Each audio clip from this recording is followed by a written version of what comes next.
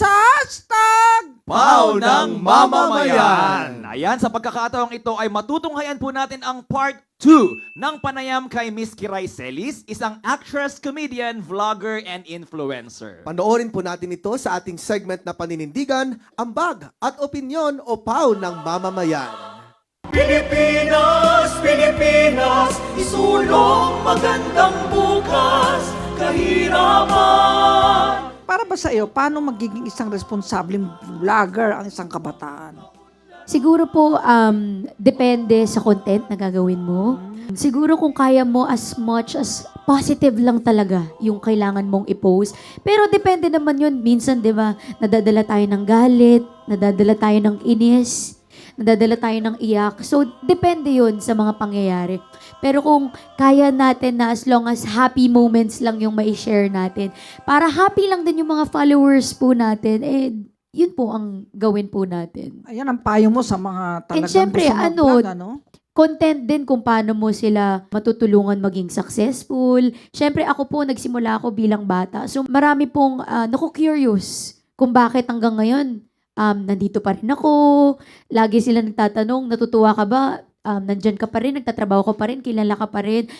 Kung ako lang po ang tatanungin, kahit walang nakakakilala sa akin, kahit wala akong nagpapapicture sa akin, okay lang po. Basta po, may trabaho ako at makatulong lang sa pamilya ko. Yun lang talaga yung goal ko simula umpisa hanggang ngayon, Chief. Hindi Kasi nagbabago down to earth talaga. ka, humble ka, hindi ka gaya, iba tumataas sila basta nakapunta sa showbiz eh. Siguro hindi ko lang din talaga pangarap maging artista simula umpisa. Oy, artista ka na, bata Pero ka sa pa. totoo lang, nagsimula po ako kasi gusto kong makatulong at makabayad ng upa namin nung 3 years old ako. Oo. Hindi para maging artista ako. Para kung Hindi ko pinangarap hanap buhay, na makilala or sumikat. Pero siguro, ano na lang din po yun, I'm turning 30 sa July Hindi 29, halata. Chief. Mukha ka lang So, 16. 3 ako nag-start. 27 years na po ako nagtatrabaho.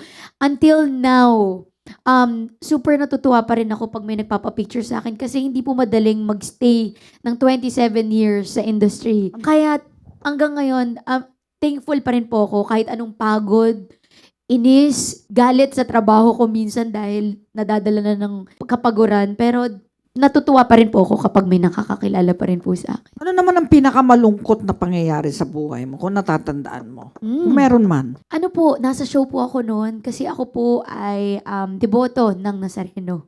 So, every fiesta po, kumakanta po ako for free. Meron pong stage para sa mga umaakit po yung mga artista. Bago po ako umakyat, 5 minutes po bago ako umakyat, tinawagan po yung mama ko na namatay po yung lola ko. So, naisip ko noon, sabi ko, aakyat ba ako? Papasiyahin ko ba yung mga tao kahit hindi ako masaya?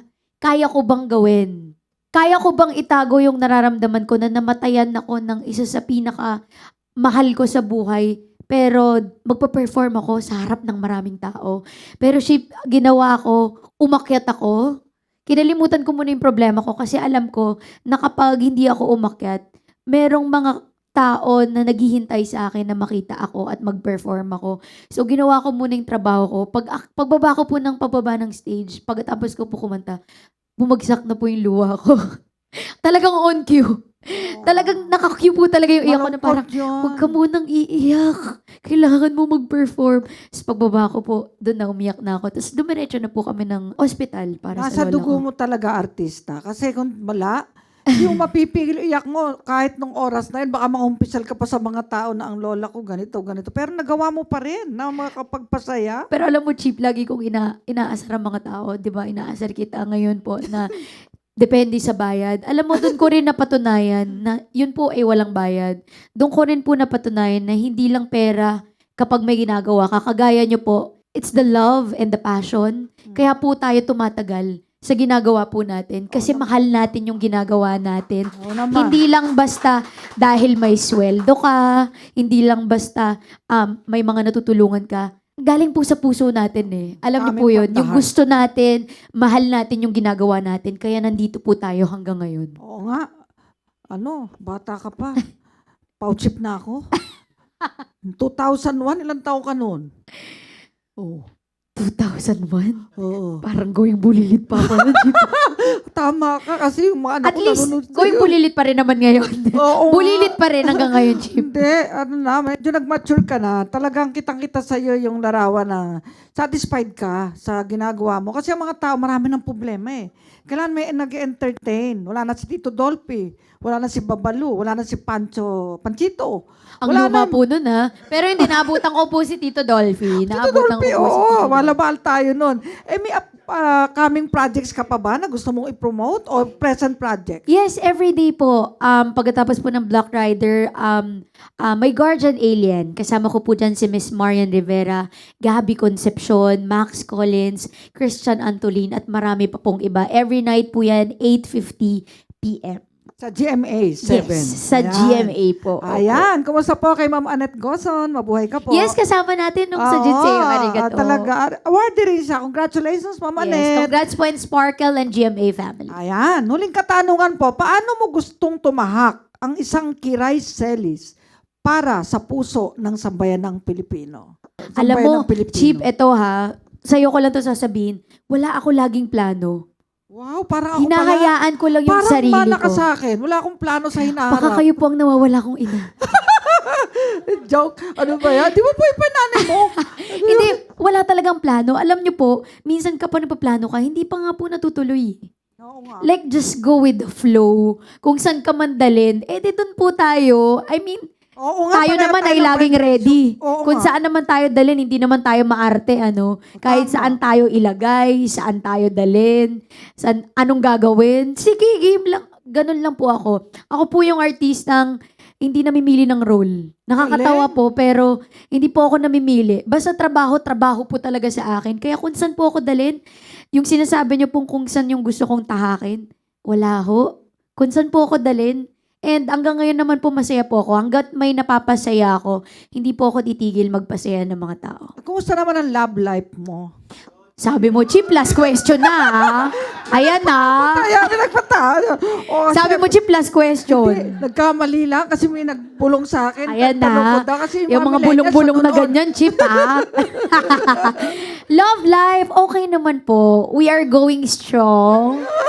And ano po, I'm very supportive kasi talaga sa akin. Talagang, nga. nung nasa Japan tayo, taga-video, taga-picture, and Tsaka tumutulong alam mo, din kira. Nakatitig lagi sa'yo. Mahal na mahal Talagang ka. patay na patay, Chip. Hindi ko maano, hindi ko mapigilan. Talaga naman, iba ang tama niya. Oo nga. May tama siya. Hindi, May loko tama lang. sa'yo. Ano ko ba? Oo. Kita-kita Mabait kasi. po talaga. Nakahanap kita-kita na po sa lalaki talaga yung ako pag ng mahal na tamang mahal ka. tao. Oo, mahal na Oo. mahal ka. Pag lagi nakatitig Oo. sa'yo. Kaya ayoko rin po talagang pumunta sa office mo, yung magsusumbong tungkol sa love life. Naku, buti hindi naman po uabot sa ganun. Hindi naman. Opo. Iba po ang isusumbong. Ano yan? Hindi ka nakasingil?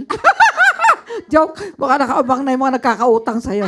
Alam nyo, mga kababayan, mapalad tayo dahil nandito po si Miss Kiray Celis, ang paborito ng ating mga millennials. Sa atin pong lipunan, malaya po tayong mamili ng ating hahangaang personality, mga artista man o social media influencers, mga sinusundan natin sa social media. Lagi lamang natin pakakatandaan, maging mapanuri at responsable ang bawat isa sa pagbibigay o pagsishare. Sabi nga ni Ms. Kiray, huwag lahat isishare at maging sa pagtangkilik o pagtanggap ng mga paniniwalaang information.